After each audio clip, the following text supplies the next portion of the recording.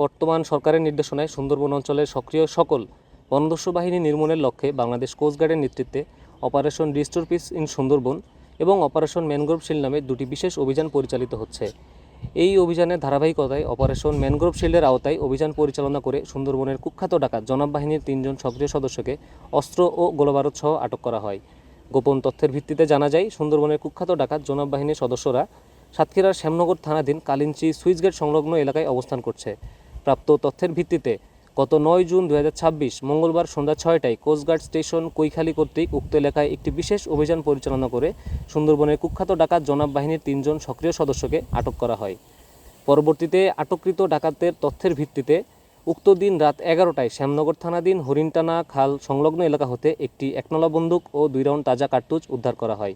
আটককৃত ডাকাত আজিবর গাজী, রবিউল গাজী এবং ফারুক হোসেন সকলেই সাতক্ষীরা জেলার শ্যামনগর থানার বাসিন্দা। তারা দীর্ঘদিন যাবৎ জনাব বাহিনীর সক্রিয় সদস্য হিসেবে সুন্দরবনে বিভিন্ন এলাকায় ডাকাতি সহ জেলে বাউলিদের জিম্মি করে মুক্তিপণ আদায় সহ নানাবিধ অপরাধমূলক কার্যক্রম পরিচালনা করে আসছিল। উদ্ধারকৃত অস্ত্র, গোলাবারুদ ও আটককৃত ডাকাতদের পরবর্তী আইনানুগ ব্যবস্থা গ্রহণের কার্যক্রম প্রক্রিয়াধীন রয়েছে।